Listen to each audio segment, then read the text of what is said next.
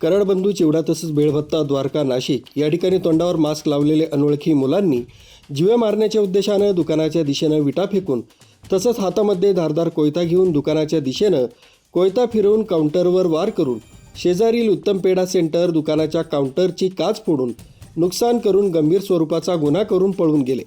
म्हणून विक्रांत शांताराम कराड यांच्या फिर्यादीवरून मुंबई नाका पोलीस स्टेशनकडील गुन्हा दाखल होता. सदर गंभीर स्वरूपाच्या गुन्ह्यातील सर्व आरोपी फरार होते.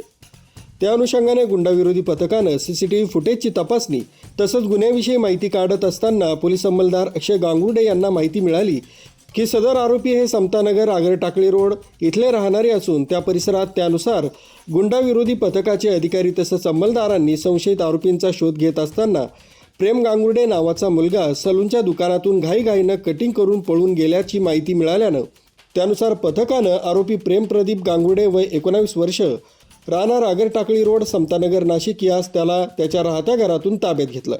त्यानं गुन्ह्याची कबुली दिली असून त्याच्यासोबत असणाऱ्या दोघांची माहिती दिल्यानं त्या दोघांना ताब्यात घेतलं असता ते दोघं विधी संघर्षित बालक असल्यानं त्यांना ताब्यात घेऊन गुन्ह्याबाबत विचारपूस केली असता यातील एक विधी संघर्षित बालक हा द्वारका येथील अरुण कुशन या दुकानामध्ये कामाला होता.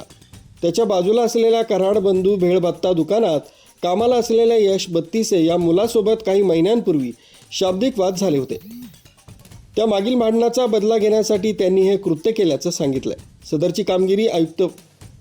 सदरची कामगिरी पोलीस आयुक्त संदीप कर्णिक, पोलीस उपायुक्त किरण कुमार चव्हाण, सहाय्यक पोलीस आयुक्त संदीप मिटके यांच्या मार्गदर्शनाखाली गुंडाविरोधी पथकाचे पोलीस निरीक्षक ज्ञानेश्वर मोहिते, मलंग गुंजाळ, विजय सूर्यवंशी, सुनील आडके, प्रदीप ठाकरे, अक्षय गांगुर्डे, गणेश भागवत, कल्पेश जाधव, दयानंद सोनवणे, घनश्याम महाले, सुनीता कवडे यांनी संयुक्तिकरित्या ही कामगिरी पार पाडली.